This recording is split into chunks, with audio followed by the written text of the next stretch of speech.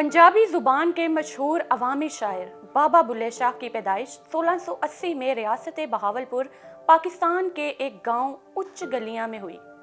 उसके कुछ अरसे बाद आपका ख़ानदान कसूर मुंतकिल हो गया। आपके वालिद का नाम शाह मोहम्मद दरवेश था। वो मस्जिद की इमामत करते थे और बच्चों को तालीम देते थे। उन्हें अरबी, फ़ारसी और मजहबी अलूम पर दस्तरस हासिल थी।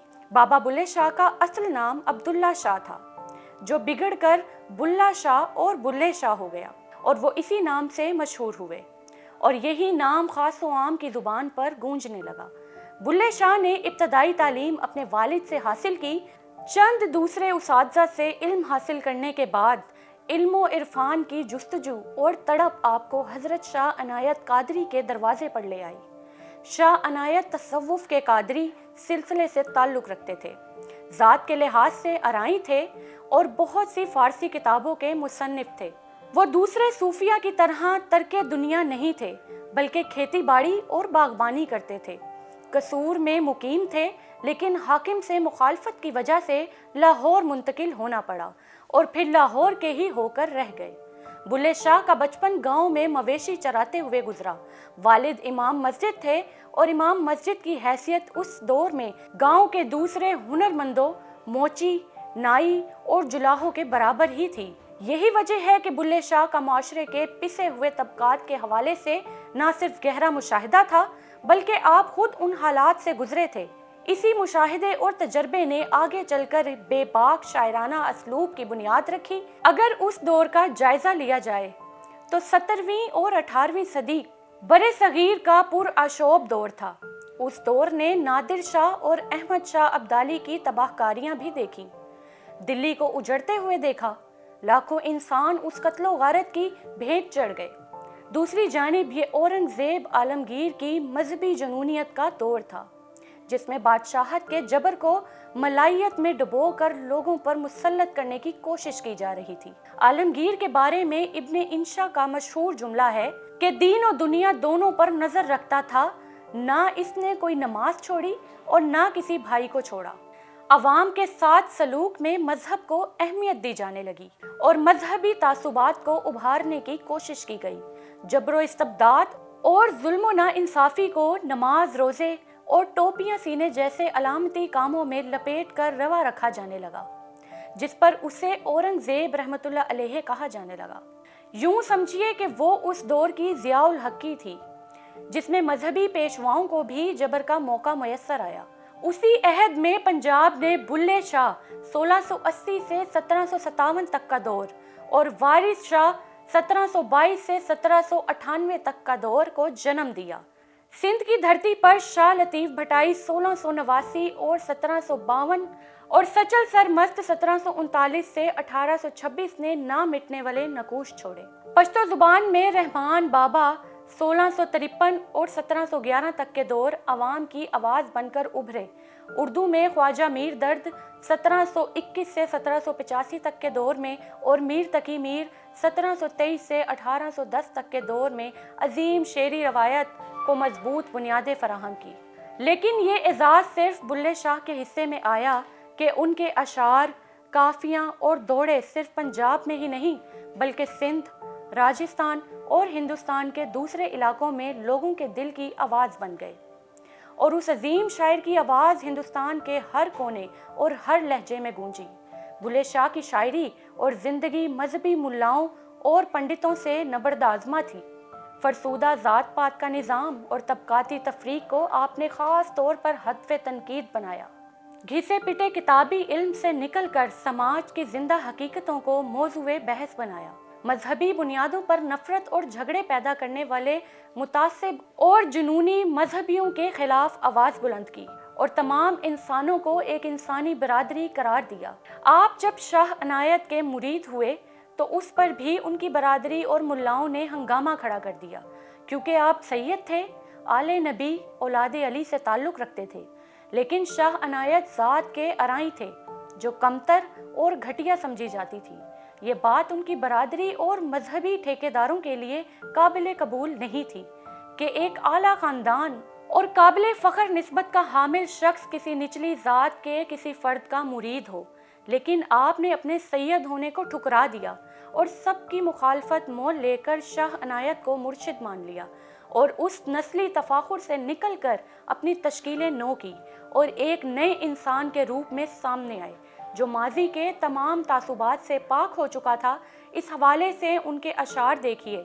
बुल्ले नू समझावन आइयां बहना ते भर जाइयां, आले नबी औलादे अली दी तू क्यों लीका लाइयां, मन ले बुलिया साडा कहना छड़ दे पल्ला राइयां, जेड़ा सानू सैयद आखे दोजख मिलन सजाइयां, जेड़ा सानू राई आखे बहिश्तां पींगा पाइयां, जे तू लोड़े बाग बहारा तालिब हो जा राइयां।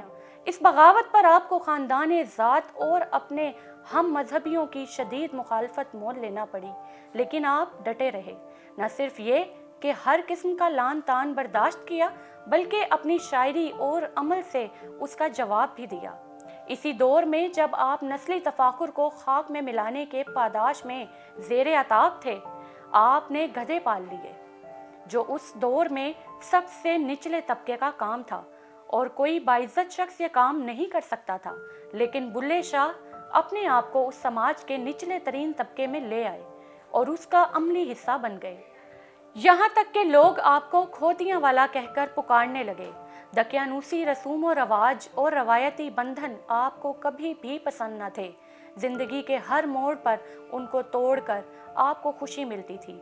मजहब, रंग, नस्ल और जिन्स की तफरीक आपके नज़दीक एक बेमानी चीज़ थी और इंसानी वहदत और इंसानी बरादरी की हम आहंगी के लिए ज़हर कातिल की हैसियत रखती थी।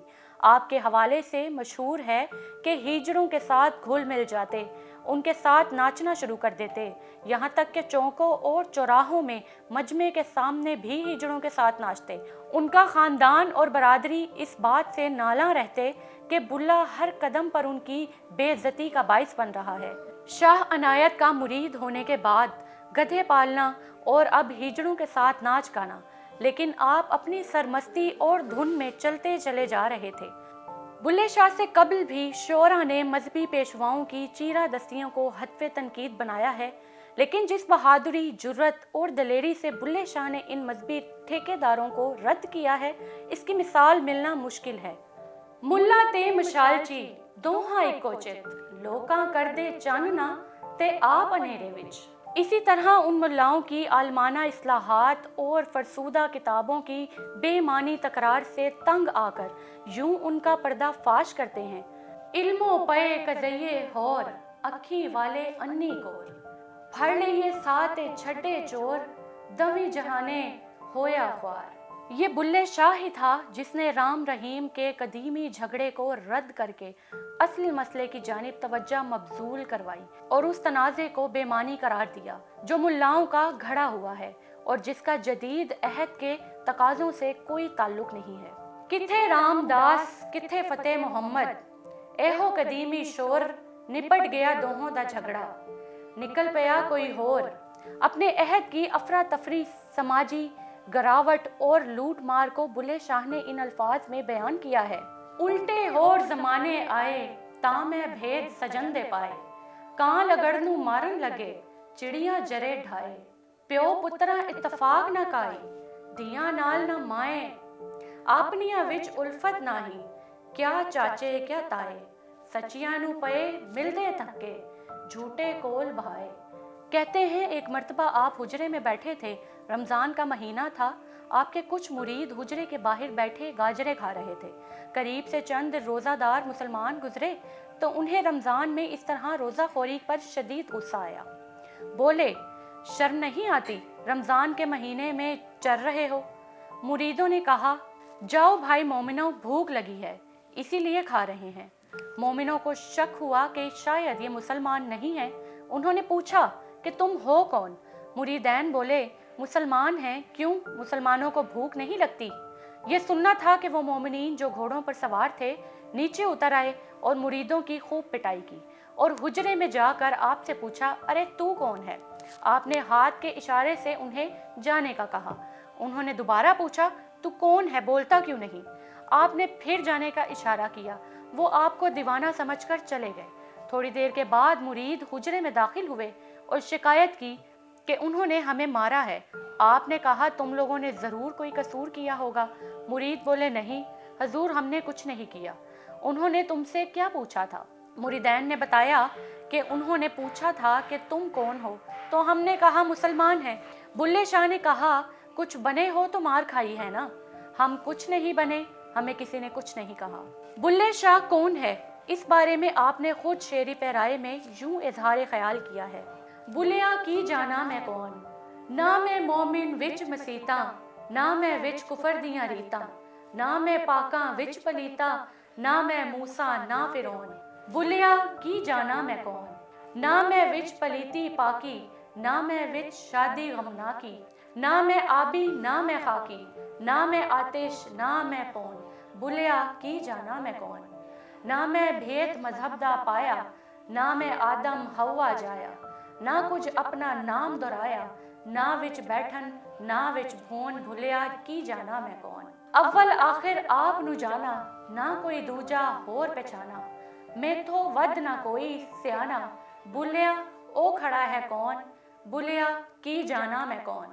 بلے شاہ نے شاعری کے ضمن میں ایک ضخیم ورثہ چھوڑا ہے۔